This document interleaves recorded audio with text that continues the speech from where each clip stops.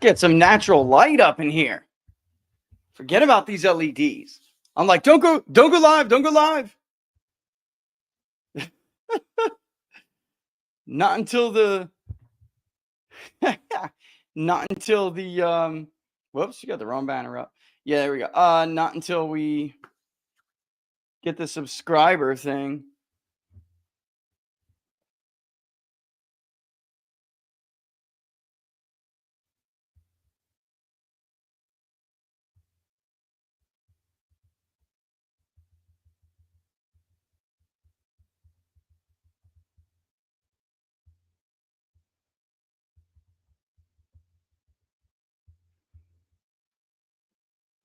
Let's get if you can't, you can't.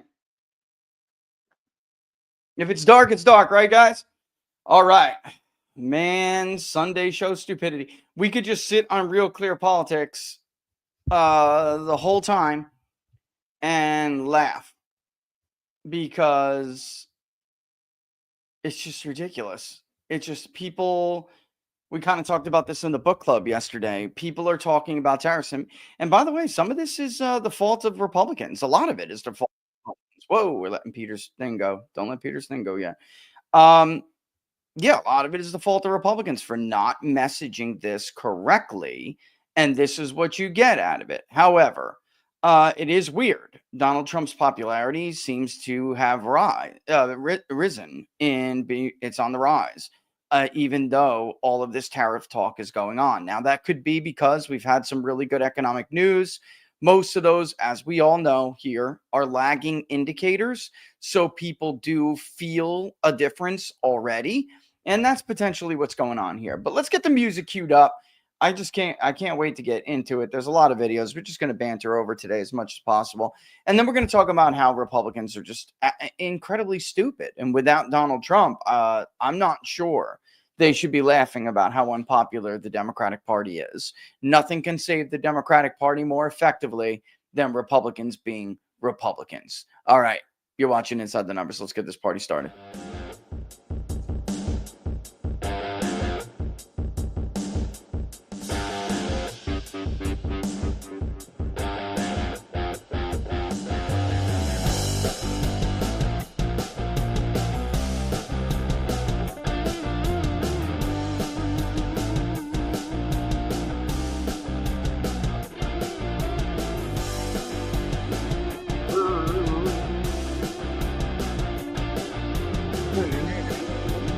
No, but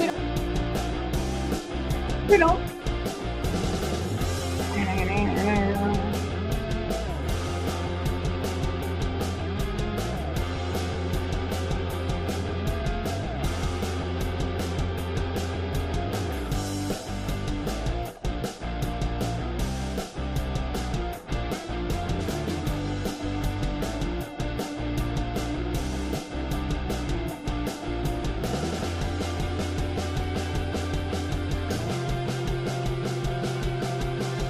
What's up, locals? Good book club, right? Yup. I thought so too. I'm looking forward to the book club every week now. Every week. All right, let's do this thing. Let's play Trump. This is going into when the futures markets began to crash and Trump addressed the tariff situation. Let's start it off with this real quick, this little banter back and forth with Trump, and then we'll get into how the Sunday shows went. Hello, everybody.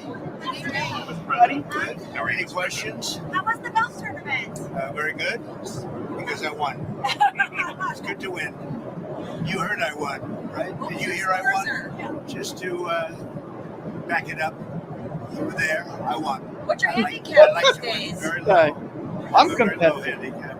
Okay, let's go. Sir, the Chinese foreign Back up a little sure. bit. The Chinese foreign ministry said that the market has spoken when asked about the tariffs.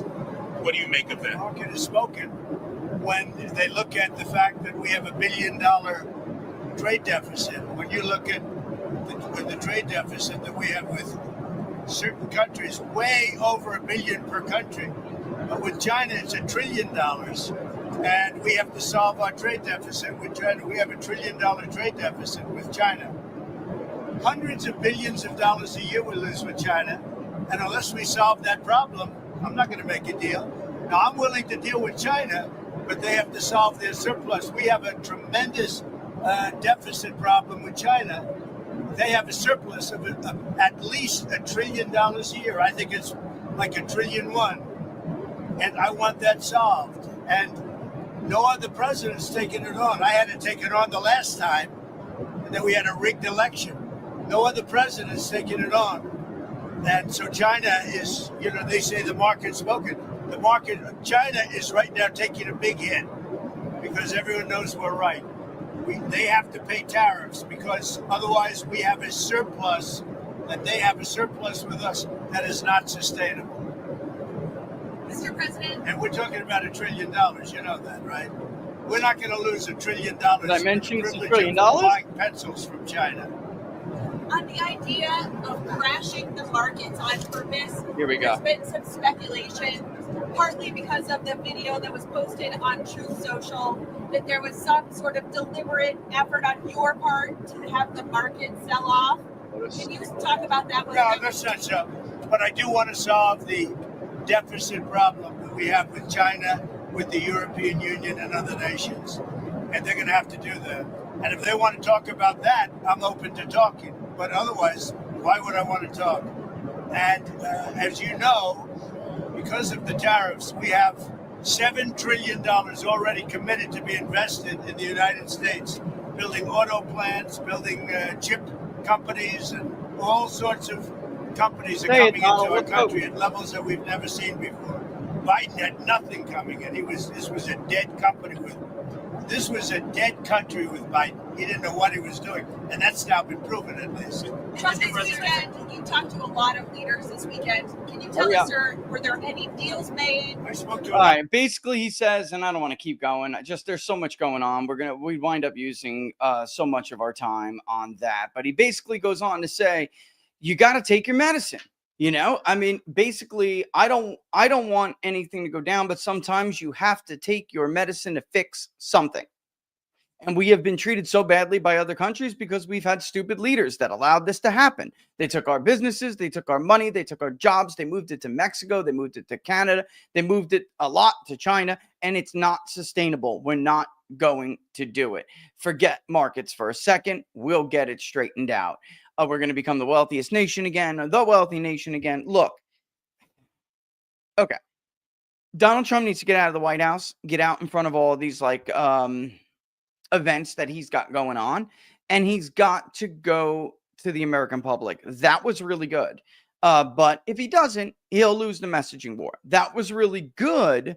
However, it should have been done at a plant with the UAW, who's been praising him for this. It should go right to Detroit, go right to auto manufacturers, sit with the UAW president, Sean Fain, who is a Democrat, who's a liberal, who has been praising the president up and down for doing this, because he is the only one who did it, which is what the UAW said last week, verbatim, that presidents have been too scared to do this, and they're not willing to spend their political capital to make people's lives better. I mean, that's it. All right. The bottom line is, folks, tariffs only raise money on goods if wages don't go up faster than the price increase that tariffs may cause. If goods are low, what good does that do? If wage growth is nil, and we're looking at a situation over the last 4 years anyway, where prices, even with this current status quo, which is not sustainable as a nation, it's just not. And it's a national security issue, which he needs to talk about more. That would be the smart. We can get into all that. But the bottom line is, for the last 4 years, it's why Donald Trump won the election. For the last 4 years, we've been sitting with the status quo anyway, and the wages haven't gone up. That's because this is this isn't, it is made into a service sector economy in the United States. And a service sector economy caters to the professional class. It does not include everybody. It's not inclusive. Everyone is not getting a wage that they can live on, buy a house on, buy a car on, send their kids to college on. That used to be the American dream, and it's dead. It's dead. And he's trying to resurrect it by doing this. But as far as, as far as it goes, folks, the fact of the matter is they need to do a better job because this is a winnable argument. The American public very clearly elected him. They knew his strategy, his policy, what kind of things he would do. It's just that media is very good at making people afraid. Yet, his approval rating went up. It went up with pollsters that actually know how to poll this guy. All right, not everybody does. There's only a few of us that do it and do it honestly. And the rest of them are garbage. And, their press releases are basically good for nothing more than toilet paper. Okay? You can wipe your with it. Okay, so this is my favorite clip of the weekend, and we're going to play it. There's a bunch that we're going to show on Real Clear Politics, but this is my favorite clip. Okay, and I'll make sure we hit it before. Is it all the way around? All right, it is.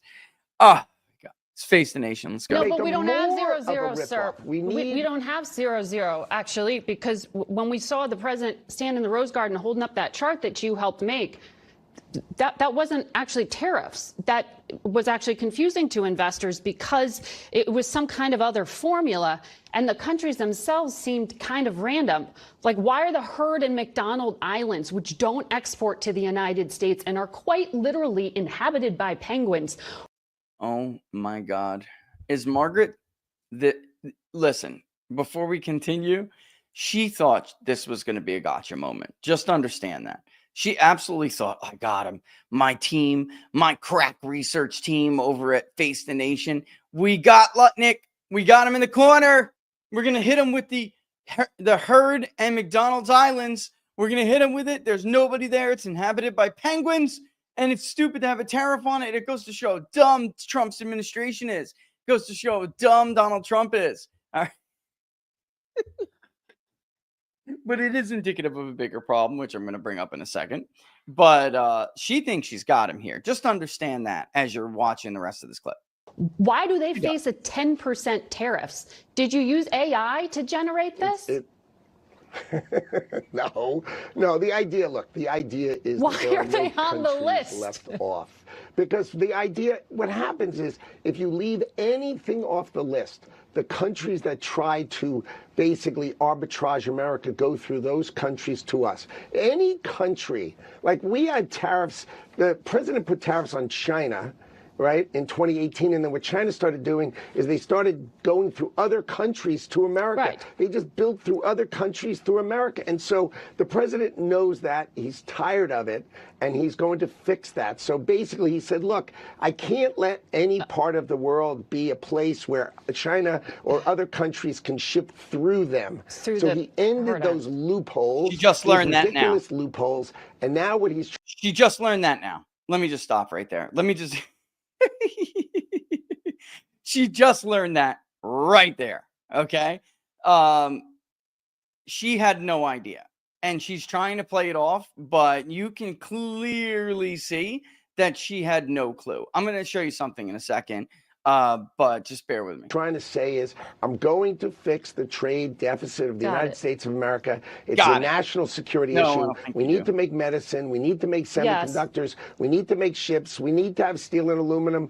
Come on. We need the greatness of America to actually be built in America. And he's tired of getting ripped off by the rest of the world. Okay, but just to be clear, April 9th, the so-called To be clear, I didn't know what the hell I was talking about. To be clear, I just got caught in a I am stupid moment, and I'm pretending like I knew what I was saying. She had no idea what she was saying. No clue whatsoever. All right, look, here is an artificial island in the South China Sea that they legit have created. They did it over territorial disputes because there are vast deposits of oil there. All right, so this is considered a national security interest of the United States. It has been so even since Hillary Rodham Clinton. That's when it was declared. When Hillary Rodham Clinton called this area vital to the national security of the United States.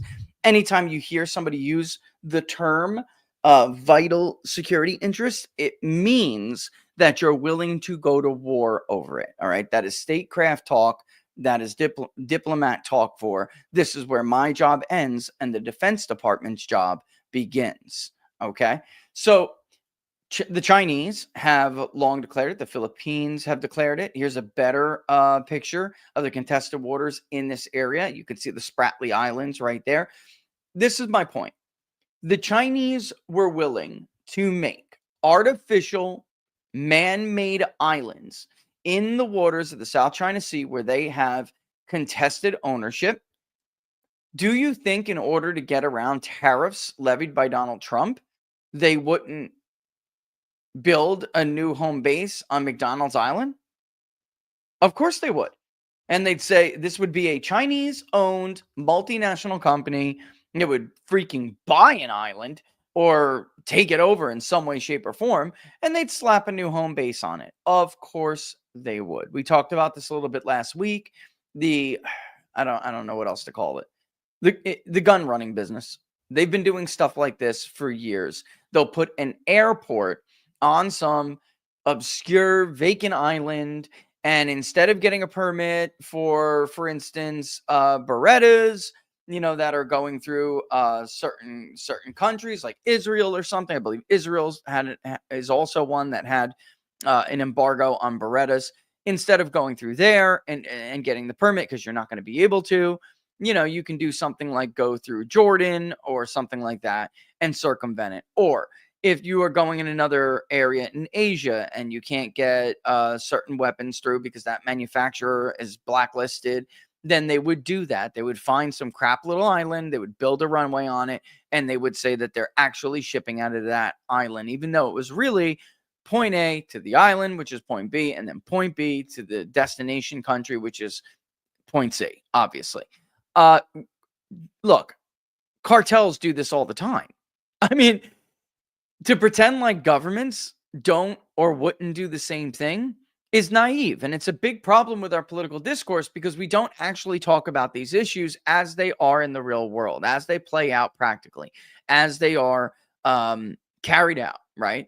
We talk about them in these very abstract, very naive, or almost theoretical terms, right? Very academic-like. And the truth of the matter is that's because the media really has no real world experience with anything. All they ever know is what they were taught in a liberal classroom or what they think they learned from their friends in the State Department, or in this case, maybe commerce or whatever. But they don't really understand how these things, these applications in the real world, they don't understand it. They understand, or they think they do understand theory. And theory in the real world is very different. Another great example of that is the Congressional Budget Office. Every time there's a policy, a tariff, a tax, a cut, a reformation of some kind of big government program, they do this. I mean, the CBO was created to justify the existence of bureaucracy and the programs that were created during the Great Society. It is not a legitimate institution that'll give you a legitimate score to how a policy is going to affect tax revenues or the economy or whatever it may be. And they constantly conduct these studies and these projections based on static scoring. And the Tax Cuts and Jobs Act, this very thing happened. And they projected when it was being passed that revenue would actually decline, which is crazy. But also that it would punch this huge hole in the deficit. It would add all of this money eventually to the federal debt.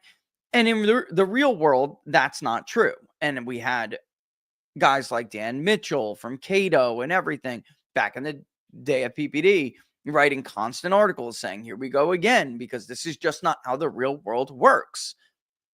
In the real world, there is a Goldilocks zone for the corporate tax rate. If you cut it too much, you will decrease revenue because you're just not going to get that much earned because of the legitimate projection of how much business you're going to create is not enough to offset how much you're going to lose in revenue from dropping the tax rate too much. But if you raise it too much, companies will start engaging in what is called tax avoidance, right? Which in this case, tax avoidance behavior is when a company, maybe they have big companies have lawyers to be able to do this and handle it, but other companies will just decrease economic activity. That's it. If you don't have enough for a team of lawyers, if you're a small business, you get crippled, right? So revenue actually goes down, and then the debt goes up anyway because the public sector, as a share of overall GDP, cuts into the private sector, and the debt for the federal government increases. Okay. And the public sector, of course, is government, right? Government doesn't produce anything. So the larger share that the public sector has, the weaker the economy is going to be, the more public debt is going to get out of control. You need the private sector to be the more dominant sector overwhelmingly. And that has not really been the case in this country for a long time.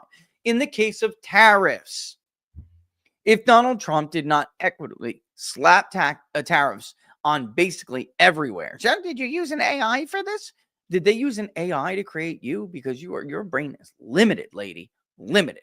Margaret, they will engage in tariff avoidance behavior. They will find an island. They will put a runway on it. They'll put a shack on it. That shack will be called the new home base. And oh, guess what? Exporting from the McDonald's island's not under tariff. So guess what? They're going to get away with it. Same thing goes with embargoed goods. Iran, of course, they had all sorts of tariffs. All sorts of sanctions put on their oil exports, but it never really hurt them because they issue in the real world exemptions, and they give it to some of our best friends like Germany and France and China. And somebody like Trump comes along who understands the economy and says, no more exemptions. He's the first president to do that ever. It's just a game. To them, it's just a game. It looks good politically. It maybe has some modest impact, but it's not going to make a considerable difference. And when Donald Trump did that, and he handed the reins over to Joe Biden in January of 2021, Iran's revenue for exporting oil was the lowest it has ever been on record, and Iran was bankrupt. Joe Biden had to be the anti-Trump. He came in, he removed that ban on exemptions, and a whole shitload of people got their exemption back, including China. And guess what they did? They pumped Iran with billions and billions and billions of dollars, which they then use to fund Hamas, who invaded Israel, and a bunch of women got raped and killed, and a bunch of children got killed and kidnapped. We need to start talking about these issues as they are applied, as they impact them in the real world. Not in this theoretical, etherical space that we've created for political discourse. That is just wholly unrealistic. All right. Next one up. I'm in soon. I'm keeping my eye on that clock. I really want to make fun of the Republican Party today, really badly. I think I want to go to Peter's clip first. As you guys know, of course, Peter is a buddy. All right. Nice guy. Anytime he makes a mistake, I'm telling you point blank, it's a legitimate mistake. The guy doesn't have a dirty bone in his body, like a dishonest bone in his body. Peter goes to jail because, along with Steve Bannon, during the Biden administration, because that's who these people are. They're fanatics who put their political enemies in jail for the dumbest shit that people do all the time, like including claiming executive privilege. Speaking with the president is covered under executive privilege, but not when a Democrat's in office. They just throw all that shit out of the window. And the next thing you know, you're getting locked up for not talking, for refusing to cave and give up your privilege, or your right, really, that all other advisors to the different presidents throughout the years have been afforded. And when the guy's sitting in jail, you know what he's working on? I know, because he was talking to me about it. Criminal justice reform, particularly incarceration, when someone is incarcerated. He was popular with the brothers. I kid you not. So was Steve. I kid you not. They liked him. And they thought, you know what? Maybe when he gets out of here, he'll do something good. Right now, he's dealing with tariffs. All right. So not too much of the side stories here. All right. Let's throw up Peter. Let's get him in here. And this is, of course, and I honestly don't know why they are playing this game. They go on Fox Business. They go on, I guess maybe to some extent you have to. But let's play Peter since it is almost time for a break. We'll just let it ride for a bit. And the reality here The reality here is that Volume one? Oh. institutionally, the international trade system is designed to cheat us. They have We have systematically higher tariffs on us, but more importantly, and far more importantly, it's the non-tariff cheating. It's the VAT taxes, it's the currency manipulation, the dumping, the export subsidies, the fake standards that keep our agricultural products out and keep our cars out of Japan.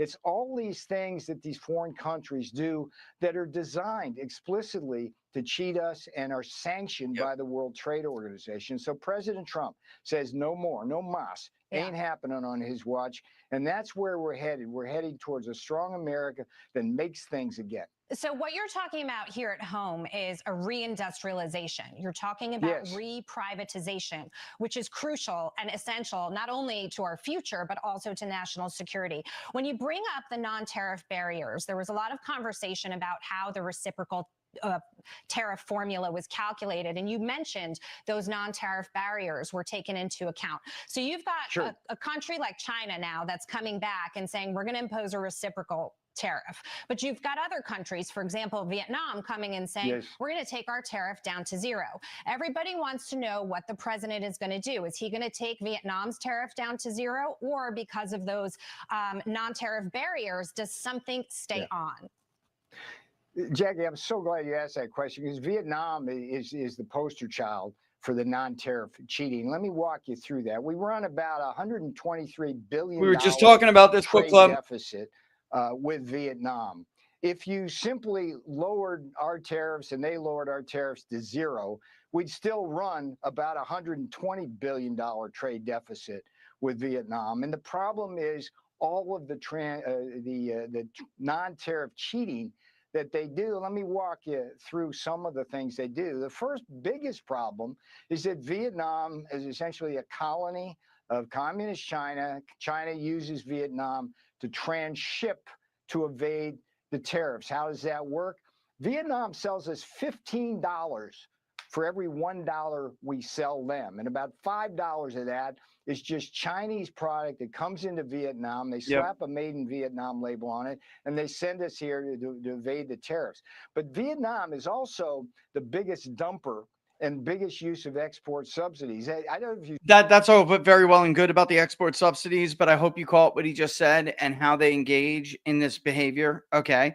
It is cheating, but again, I just want to point out what they're doing there.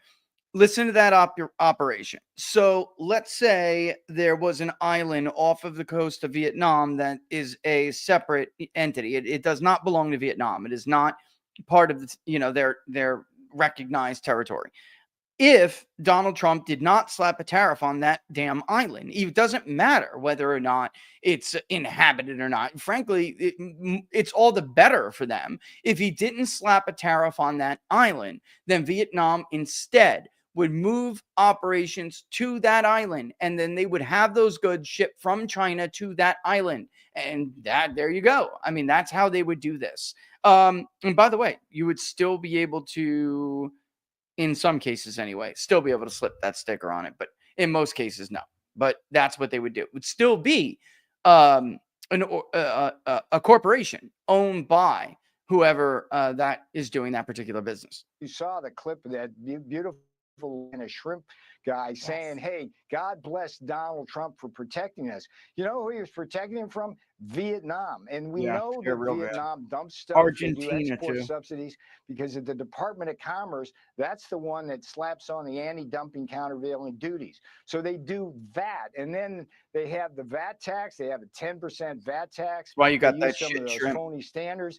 And the sum and substance of all of this, Jackie, it's like every country around the world cheats us, but it's like fingerprints. They all do it in different ways, but it all comes down to the non-tariff cheating. It was interesting to hear Elon Musk at the beginning talk about a zero tariff zone with Europe. He doesn't understand that. And the thing that's, I think, important about Elon to understand, he sells cars. That's what he does. And if you look, for example, at the Tesla factories in Texas, they're assembly plants, and they get a lot of their content Trouble in from China, Paradise? Mexico, Japan, and Taiwan and elsewhere. What President Trump wants to do is turn Detroit back into Detroit instead of having Detroit in Mexico now. Like, so go to Detroit and have that conversation instead of from the White House. Brian at the Liberation Day ceremony almost stole the show from the boss, the UAW worker. He pointed to all those empty factories in Detroit that can be rapidly filled up. We got to make. We can't just be an assembly nation, assembling cars in Spartansburg, BMWs with German engines from Bavaria. We can't do that anymore. And we need to assemble. So if I can just circle Okay, back. you can't, because I want to get a word in here before I got to take a break. So sorry, you can't. If I can, you cannot. I just want to point out one thing here. First of all, did you kind of hear that? That was good to have that UAW worker there for sure, but I do think that Trump needs, I mean, this is a no-brainer. He, in his first administration with him, had gone around and made these appearances all through the Midwest, and it was the Made in America tour. It started at the White House, and then it went around the different of the big six, what we call the big six in our polling. I don't know who in God's name that is. Anyway, that needs to be done again instead of doing this stuff from Washington, D.C., where first of all, you're going to have a hostile audience no matter where you go. You're going to have a hostile audience. I just point out that this JP Morgan thing too, because I know we got to take a break. This JP Morgan report, if you even want to call it that, that everyone went nuts over and it crashed the futures. Donald Trump was talking. The first clip we ran with Donald Trump, he was talking as those futures were crashing. This is a report from a company that has absolutely no interest in changing the current system. Absolutely none whatsoever. And every time we talk about cutting spending or doing any kind of reformations with fiscal policy or monetary policy, we get these reports from these companies and everybody wants to trust them because they're the experts. But JP Morgan has no interest in changing the status quo. All right. Just like they have no interest in welfare reform or anything.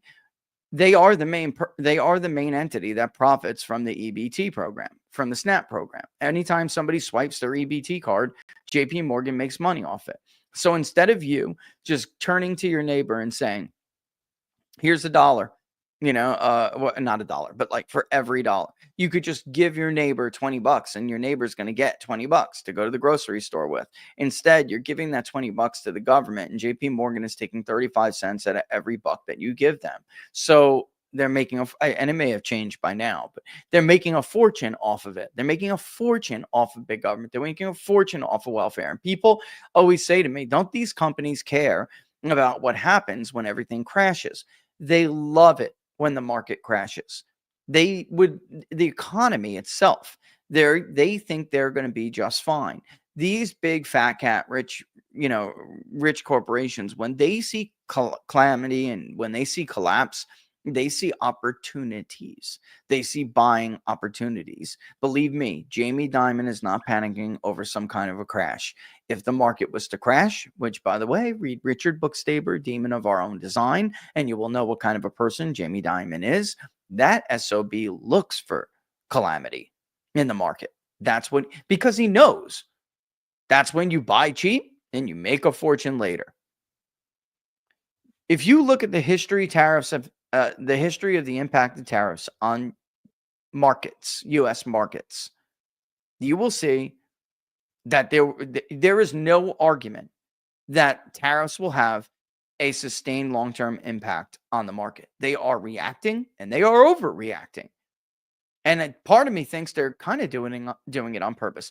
I just hope, before we take this break, I just hope that some of you had the foresight to buy the appropriate contracts before those futures collapsed, okay? Or before he went all in on this. So, for instance, if you didn't bet on the Dow falling, you missed some pretty good option strategies, And these didn't even have to be complicated strategies. Now, don't go messing with options if you don't know anything about them. You will bankrupt yourself. I'm not kidding. All right? Speculation is not for everybody.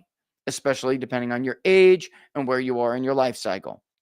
I'm not giving advice here. I'm just simply saying you watch this show to see what people are going to do, how elections are going to pan out, right? How is the market going to react to certain things? What are parties going to do in the future? I mean, you're effectively tuning in to hear my predictions about human behavior. I mean, I'm not somebody who's going to sit on the show and give financial advice. But when I wink and nod and basically say, this is how they're going to react. Now, Robert will. If this was what are the odds, Robert would have told you, Monday, you better go buy the appropriate contract. I'm not going to do that. But I hope some people did. I got calls and I did speak to some people who did. And it made me think, man, I hope my audience paid attention. All right. So, yeah. So basically, let's take a break and then we'll come back and we'll talk more about the stupidity of the Republican Party. There's like 3 other clips, but we're not going to be able to get. Maybe we can run over a little bit. Look, but all these health issues, right, that came up. We always talk about COVID. I just don't know, and I'm just going to roll into the ad, but I just don't know how after COVID there wasn't a bigger, more prevalent national discussion over this situation and why what Donald Trump is doing is so sorely needed.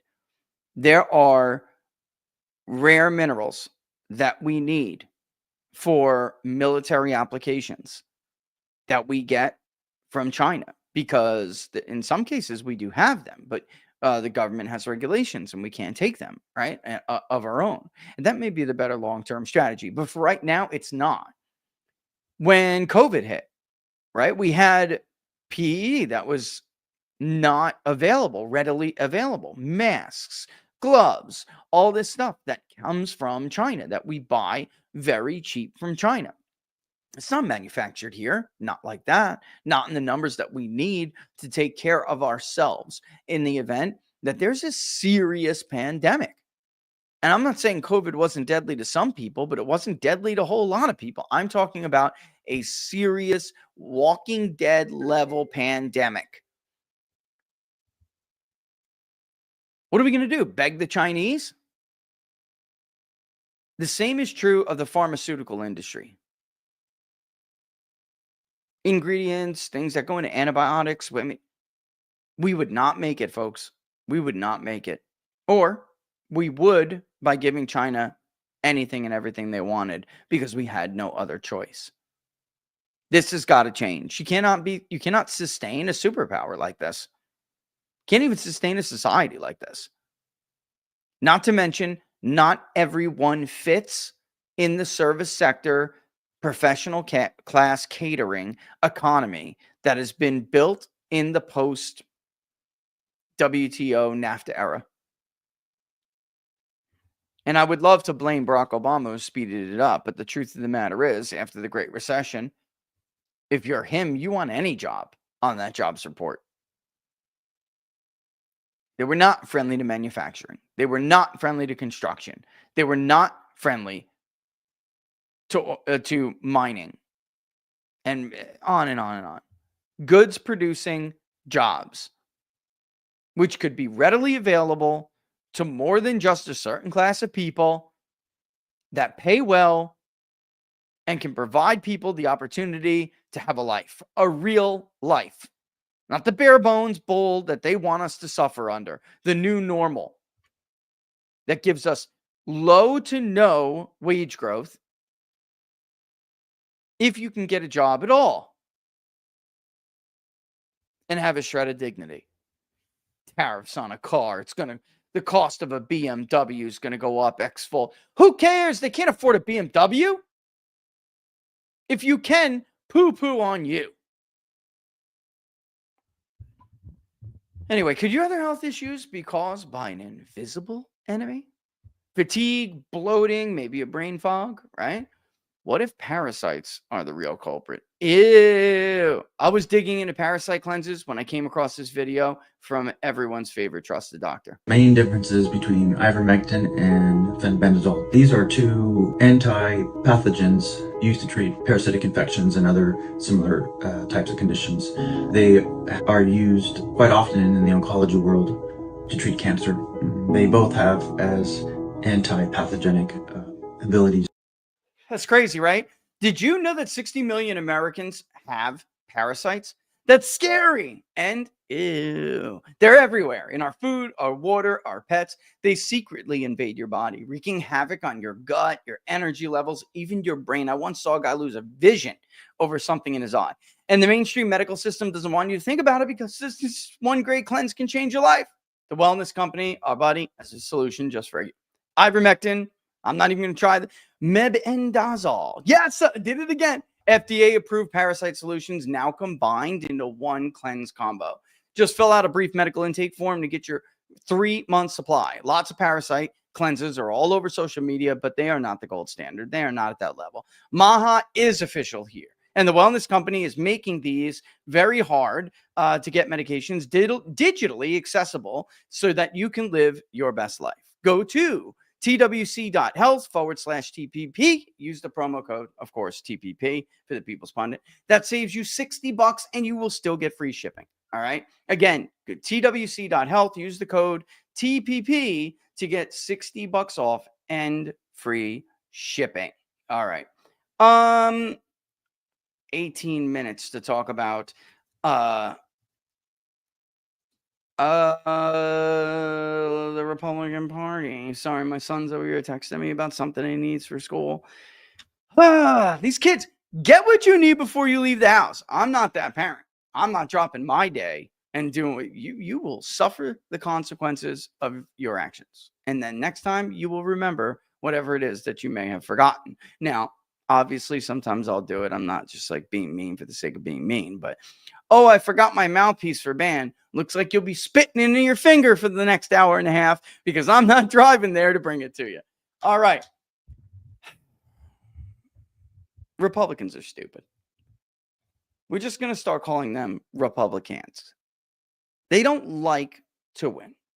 They don't want to win. Not the establishment. They really don't.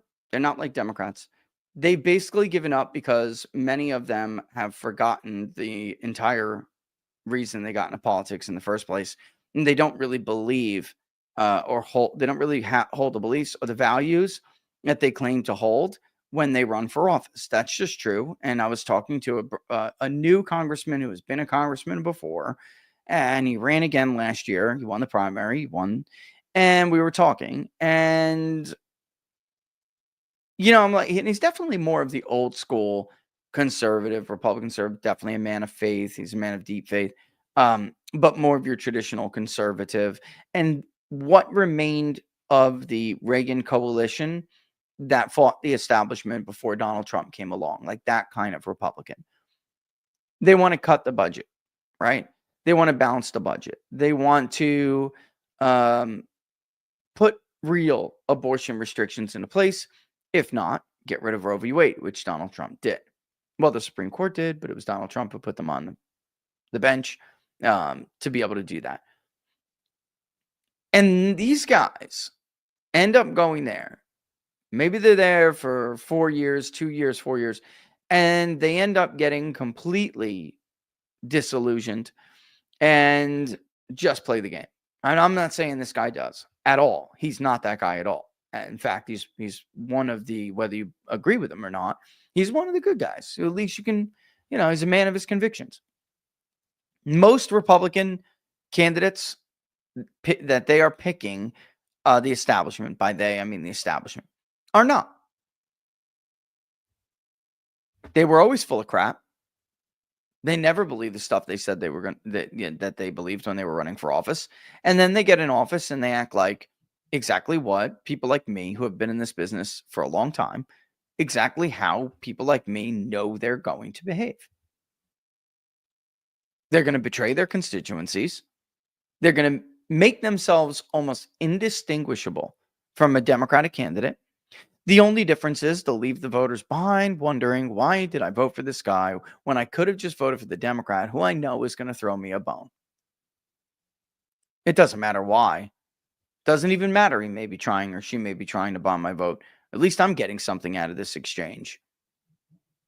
Even worse, in an area where there may be ancestral Democrats or demographics that have, in recent years, at the very least, in the last maybe, let's say, decade or more, voting in very high numbers for Democratic candidates. I would say in the post-recession era, not I would say, it is a fact.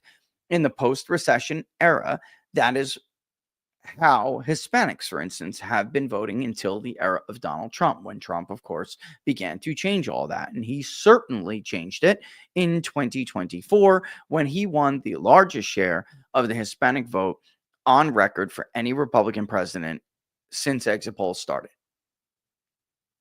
Nevada was a state that routinely went Republican. Was it close? Sure. But it routinely went Republican before the Great Recession. George W. Bush won it. And then when Barack Obama ran after the recession and an unpopular war took its toll on a party that was being destroyed by these very people, Nevada would not go Republican again until 2024 when Donald Trump carried it. And it's more than just state-to-state migration. California Republicans going to Nevada, although it is a top destination area, it was the swing among Hispanic voters to Donald Trump. And it wasn't really that close, in fact. Meanwhile, Republican Senate candidates went down. In California, neighboring California, one area that is now becoming it is not a Republican stomping ground, but it could be, the Central Valley in California. You have heard us go on and on about this area for a reason. If the trends continued the way they continued under Donald Trump, California could go Republican in the three presidential elections from now. Maybe sooner, depending on how big that swing is.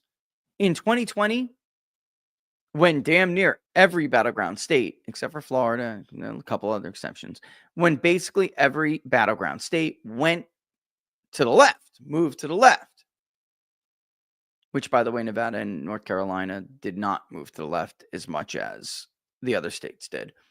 Nevada was pretty pronounced that it was like it didn't budge that much. Barely. But while all of that was happening and all these states moved to the left, California moved to the right. Donald Trump improved on his performance by about 5 points. And he did it not by winning the inland counties, not by winning Northern California by a larger margin. No, sir. He did it by squeezing out more votes in Los Angeles, and he did it by squeezing out more votes in the Central Valley. In 2024,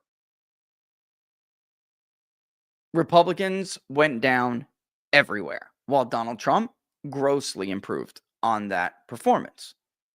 So California now, for 2 elections in a row under Donald Trump, has moved more to the right. Or more towards Trump. Republicans, on the other hand, have struggled and struggled badly. Mike Garcia, who on more than one occasion, the prior and the current chair of the California GOP, had described as the perfect Republican candidate in a state like California, lost.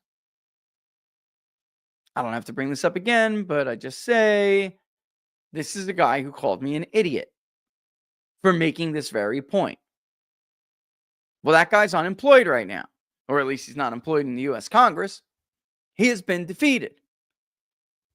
John Duarte in California 13, which encompasses his home county, Stanislaus, Fresno, part of Fresno, Madera, which is the most Republican county out of the others in the district, and a more battleground area, Merced, lost. Steele, lost. Okay? All of these people going down, Valadeo, just put a pathetical performance. Ken Calvert, much closer than it needed to be. All of these guys and lady ran behind Donald Trump. In the case of John Duarte, in his own county, which he lost, I believe he ran behind Donald Trump by somewhere in the neighborhood of 5 points. He ran behind Donald Trump overall, countywide. It was 8 the last time I checked, but I thought it was 8 the last time I consciously checked. But I thought after all the ballots were counted and all the others were dripped in, it did tighten to like 5. I could double check, but Merced, significant underperformance against Donald Trump. And Adam Gray, the Democratic congressman who I told you would beat John Duarte in a normal turnout election, is now the congressman. What happened? The party decided to blacklist the grassroots candidate and work against him, and instead elevated a low scale donor. Like, this is not a big donor. Like, John Duarte was not a big donor. A big donor is somebody who writes 6 and 7 figure checks to Republican super PACs. That is not John Duarte. $5,000 here, $5,000 there. That was enough to buy him a nomination. They even, I don't know if I should say this, but I probably am going to because I don't care. They even messed with the guys paid for walk team. And while they were being paid north of $200,000 to walk the area, they weren't. Or worse, they were walking for Duarte. I kid you not. Well, I'll just leave it at that. Anyway, the guy goes down. He's not going to run again. And they find, I'm looking at the time, they find a guy that they've decided is going to be their guy to run for this seat. Why? Because there's a part of the Republican Party that is racist, and we have to acknowledge this. I'm sorry, it's just true. There's the Daniel Patrick Moynihan version of it, where it's like the bigotry of low expectations. And this idea where, oh, if I just find a guy with a Hispanic last name, I'll win the Hispanic vote. Or in this area where there's more black voters in the South, if I just find a guy who's black to run as a Republican, he'll do better in the Black Belt counties. I mean, there is an element of racism in that view. Donald Trump is a man in his 70s from Queens, New York. He's brash. And he, in case nobody has noticed, is white as hell. Blonde hair, Northman-like height. And he outperformed all of these hand-picked, non-white or non-white sounding last name Republican candidates all over the country. And yet, it hasn't clicked in their tiny little brains why that is. They still think if I go out and find somebody who looks or sounds like his last name sounds like he looks like them, that's going to win their votes. That is racist. I'm sorry, it just is. And then the other part of the Republican Party that's racist is what is left over of the white aristocracy of the Democratic Party. It's true. Sorry. They are now the sweater vest wearing, country club going Southern Republicans. The same Republicans who couldn't stand that Mark Robinson won the primary, so they gave that information to now Governor Josh Stein's campaign, who then gave it to the media. The media did not find that information on their own. Republican, Rhino Southern, Republican, sweater vest wearing, country club going Republicans hired opposition research. They got that information and they passed it off to the Democrats. Why? Because I quote, we were never going to let him run our state. Unquote. This is the problem with the Republican Party. And Trump's success, well, it's a big part. It's not the only problem. But Trump's success as a candidate and as a president is masking these issues. And you can see it in the special election stuff. I mean, you can see it. There's turnout issues, but then there's instances like Wisconsin. Virginia is going to happen. The same thing's going to happen. Winsome Sears is going to get her ass kicked. Watch. As of right now, she is. Unless she falls at Trump's knees and Trump runs around the state for her. I don't know. I mean, or at least the Shenandoah Valley. Do what you'd have to do what Youngkin did, which is keep him away from Northern Virginia, but get him to drive the Shenandoah Valley to 19%. Have John Fredericks and the bus, like he did, going all over Western Virginia. Typically, the Shenandoah Valley or the mountain region is usually 15 to maybe 16% of the total statewide vote. When Youngkin won election, it was 19% of the statewide vote. That's a big disparity in turnout. That favored Youngkin, and he eked it out. But those were not, again, the upcoming election and the election we just saw last week in Wisconsin, that was not turnout. That was voters who have voted Republican in the last election not voting for Brad Schimmel at the rates that Harris voters were voting for the Democratic candidate. All right. Let's stick with this area. I mean, I could upload it, but I could also just put it up on Twitter and you guys could all see it. Is the Facebook post there? Okay. We don't have time for it. Okay. So a local Sarris Journal, right? Where he is the mayor, Javier Lopez, who's going to run as the Republican that all of the rhinos are going to coalesce behind in CD13. The Sarris Journal publishes a report saying that the mayor is going to run. All under the report on Facebook and the Facebook comments are Republican voters rejecting this guy. Meanwhile, when somebody says, maybe we need to find another candidate, the old candidate who Duarte beat in the primary gets some kind of a threat on the phone. They don't want to listen to the voters. When they see something like that, their instinct is to go to anyone who may pose a threat to Javier Lopez and threaten them. Not maybe we need to find a better candidate who could win. Didn't take me long at all to find it, even though clearly California Republicans got somebody at Facebook to delete this. Not too long ago.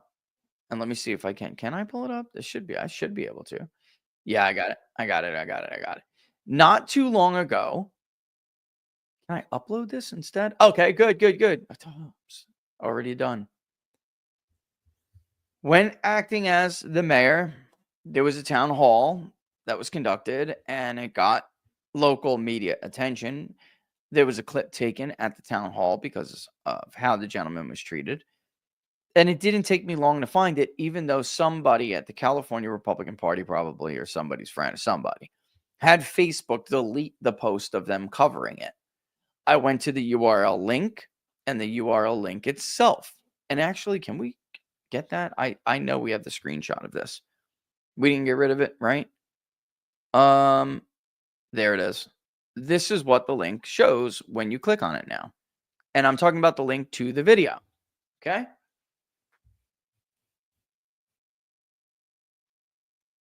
This content isn't available right now. When this happens, it's usually because the owner only shared it with a small group of people. That was on the actual thing.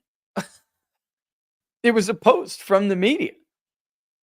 And here's what it was, because it's already 2:59. My God, really? All right, here's what it was. Point of order, any comments made from the public should be at the podium. Step to the state to the that are not here can hear. There should be no comments. It should be a question of which item would you like to. It is a question. This is a senior citizen, obviously, or close to it if he's not.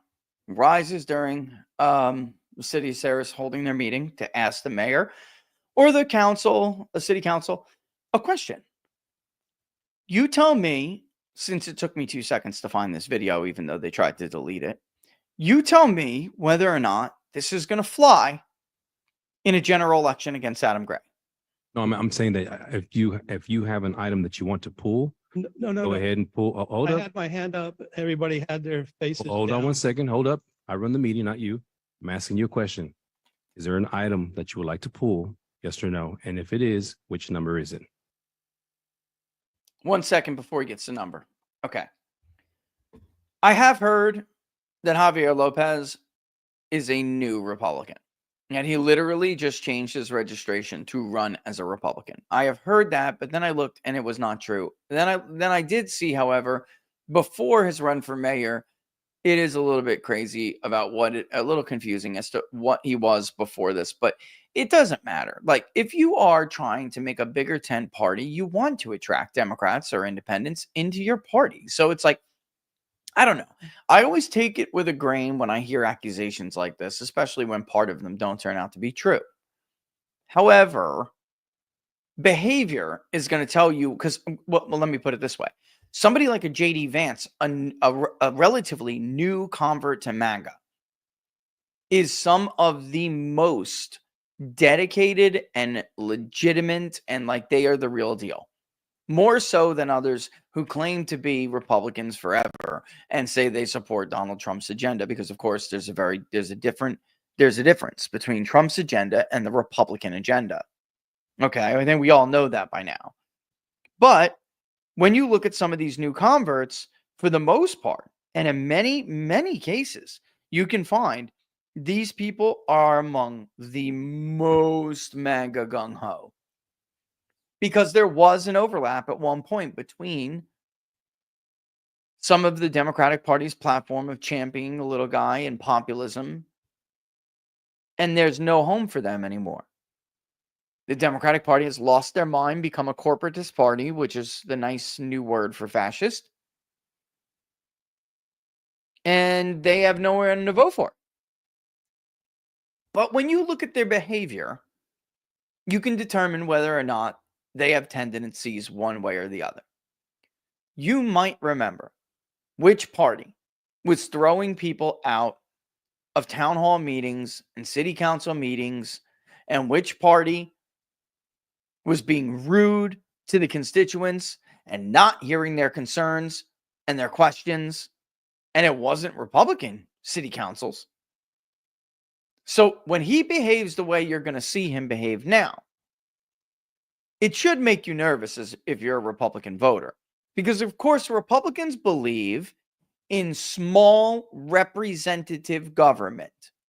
This role, this level of public office is core to both big and little r Republicanism. Core to it.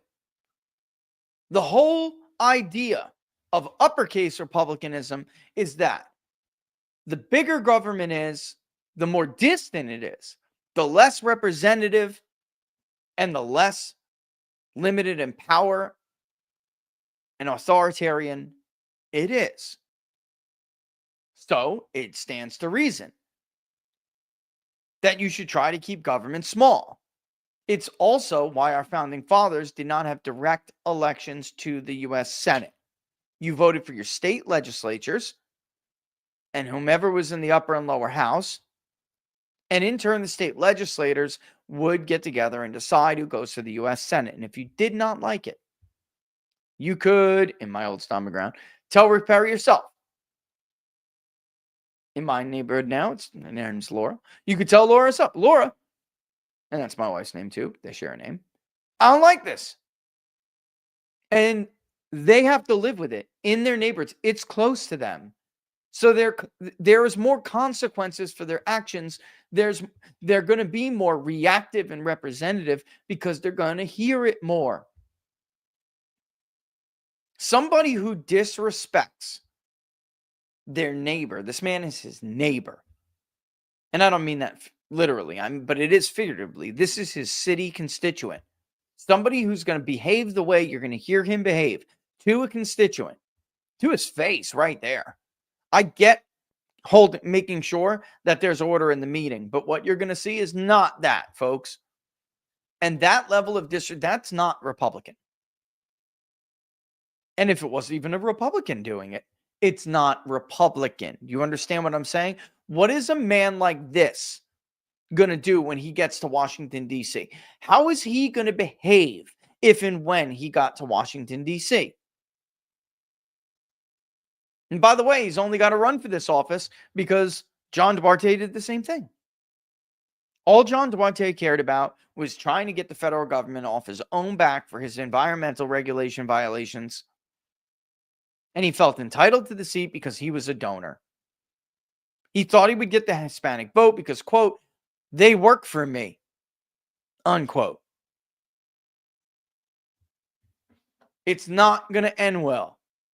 But listen to his behavior. 2023, 1076. But I had a question for the council. Hold up. Well, you can ask Why the was question. that- Hold up. Did I say you can speak? You believe this? Give me a second. That's number 11. Did I say you Yes, could sir. You cannot, you're not taking over this meeting, okay? Just give me a second. I will respect you, but please hold on for 1 second. The man is doing everything in his power to keep his cool. Do you see him look back at his whoever came to the meeting with him? He looked back like, what is this guy serious? Did I say you could speak? Now he's saying you're not taking over the meeting. This man's being incredibly respectful. And despite what you could see is his aggravation level building up, he at no point gets disrespectful. Only does he basically demonstrate or vocalize his dissatisfaction with this whole entire interaction at the end when he's told to sit down. Watch. Second. Did I say you could speak? That is a public hearing, so we're not there yet. So any items on the consent calendar? No. Is there any items on the consent calendar that you you're would like to talking pull, to. sir? Yeah, 2023, 1076. That's a public hearing item. That's Okay. number 11, yes. All right, excuse me. That's okay. It's okay. So unless there is an item that you want to pull, 1 through 9. So 1 through 9. Okay, 1 through 9. That's correct. I'm sorry, you were confusing me for a second. Sorry about that, council member. Any There. items 1 through 9 that you would like to pull? No, Okay, please have a seat. but I had my Please- hand up. I and understand that nobody we are- was we are looking not- At me, excuse Point me. of order, or I will have you removed. Oh, that's sit really down. nice. That'd be Sit nice down. for the police department, huh? Yeah, like shame on the police department. Shame on them. Shame on them. Just so you have context, what happened previously in this meeting before items 1 through 9 that he's talking about were brought up, he had asked whether or not, and the video is just too long, anybody has any questions. This guy's sitting there with his hand up. I got a question. They ignored him. Who the hell do you think you are? Tell me something. If that kind of a man is going to do that at a city council meeting to a constituency in his community, what is he going to do to you, California 13, when he's elected to Congress? How much is he going to care about your concerns? That's not going to fly. Adam Gray is going to eat this guy for breakfast. The only hope he would even have is if, in John's case, turnout was abysmal, and it was in the 2022 congressional election that happened there. It's a majority Hispanic district, yet it was overwhelmingly a white electorate because Hispanics just didn't vote. But they did in 24. And they came out and they comfortably voted for Donald Trump in that district while they sent John Duarte's ass a packing. Why? Because John went there and voted for he was the representative of Ukraine. Okay? He was there representing Vladimir Zelensky and himself against the EPA and the Army Corps of Engineers. He did nothing for the people of the Central Valley. Absolutely nothing. He doesn't care about solving the water issue, despite the fact that he's a farmer, which they lump into this big thing. He owns a nursery.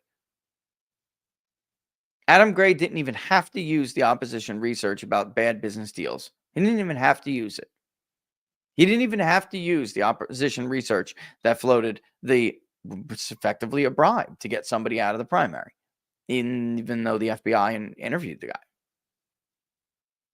He was never going to be somebody who voted to reform the Justice Department, because if they did, they'd just pulled the leash and they just pulled his leash. Shortened it up. Remember that bribe investigation we had going? Right. You want to be indicted? Right. Sit down. Shut up. Just like the way Javier Lopez just talked to that man. All right. It's 3:11. Got to go get the kid. I mean, folks, I don't, this is the shit I'm talking about.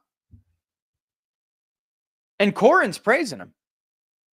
Corin, the new supposed Trumpy California chairwoman, praising Javier Lopez.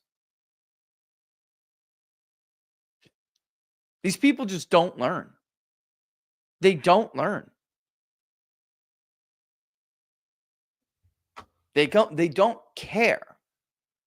They're like little wannabe Jamie Dimons who think they're going to make the more than the best of a bad situation when everything goes to hell. They think they're insulated. No. Even if they were, must be nice to be you. I guess the rest of us, right? I mean, if you're a Republican and you vote for that guy, you're a tool. Sorry. A total tool. I'd rather have Adam Gray. He's a Democrat, Debbie. That's a Democrat, right? Like, that's not a Republican. He's a Democrat. The Central Valley got more Republican, so he started pretending like he was a Republican, ran for mayor, got it, kissed a bunch of people's asses, waited in line, did everything he's supposed to do, be a good little party boy. And now that John's defeated, he's going to try to run against the Democrat white guy. He may, even if he did eke it out, like Duarte eked it out by 200 votes or something, he's going to get his ass kicked in 2028. He's pointless. It's a shame because that whole area got super, super swingy to Trump from 2020 to 2024. By the way, David, our polling was exactly right on Duarte going down. But you know that. It was like Trump's going to win the district by 5 and Duarte's going to go down by what was it, 1 or 2 or something like that? I can't even remember. But he was running 5 points consistently or more at sometimes, but consistently at least 5 points behind Donald Trump. 5, 6, 5, 7, 5, 8, back down to 5. And that's exactly what happened. The tragedy of it is for the Republican Party is that is a district like so many around the United States where, especially because of the way the census, like people are moving and the impact that has on the census, these districts, you never say anything's permanent because nothing's permanent in politics, but these districts could be Republican for the conceivable future. It wouldn't matter if they found like an Adam Gray, why is Adam Gray such a strong Democratic candidate for that area? Because he's like he pretends to be like he's a rhino Republican. Until there's something that really matters, then he toes the party line, like the tax on the gas tax, for instance. I mean, he toed the party line on that, but he pretends to have like Republican tendencies, and it's all bullshit. But if you're a voter, your parents always voted Democrat, especially you're a Hispanic voter. Why the hell would you vote for the Republican Party over there? Why? Like, if Democrats vote to send another 50 billion, 100 billion to Ukraine, at least you know that Adam Gray is going to make sure that they don't, I don't know, well, I mean, they won't raise your taxes, but they're going to make sure that Adam Gray is going to make, the safety net, healthcare, all of that. That's going to remain in place if Democrats have their say. There will be no reforms on them, despite the holes in the budget. They don't care. So you're like, oh, at least I'll just stick with the Democrat. Why not? That's what happened. All right, it's 3:15 already. Time does fly by when you're having fun. Don't forget, if you like the videos, to like them and share them far and wide. The best place, of course, to follow me is on Locals, peoplespundit.locals.com, peoplespundit.locals.com. If you're a member of Locals, supporter, Member on YouTube, supporter on locals. This is getting confusing. Don't forget, Sunday, 3 p.m. Eastern Time is the book club. We're reading Nations and Identities by Vincent Pecora. Well, it's not by him. He writes his editorials before each selection. And we've been reading everybody from Herzl. We just read W.E.B. Du Bois, right? This is about nations, the study of nationalism and national identities. What a time to read it. All right. And I was going to skip through a bunch, but it's not a cheap book. You don't have to buy it if you want to be a part of the book club. We're going to read it anyway, and then we discuss as we go. But it, of course, helps to read it. I mean, to buy it so you can have it in front of you. But because it was such a pricey book, I think it's like $60 or something like that, maybe 70. It's because so many universities use it. That's why. And they need to. It's a must read if you're going to be studying this. It's a must read, and then you move on and you branch out to other things. But there's no better primer if you're going to start getting into the topic. But anyway, because of the cost of it, I decided we're just going to read everything. Okay, so that's what we've been doing, and I'm glad we did. All right. So see you tomorrow, Peppers. I know you always got to go. So I will see you tomorrow as well. There was more stuff that I wanted. It is Javier Lopez, Peppers, yes. There's more stuff I wanted to get to it. But we'll maybe be able to save it for tomorrow. I don't know. You know how this news cycle works. Anything that we don't talk about that day gets left in the dust. Was talking with book club yesterday. I told you, Chris, I'm listening.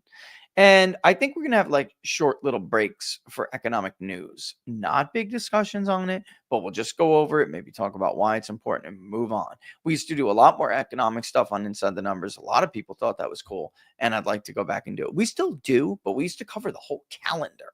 And I feel like we're missing it, you know?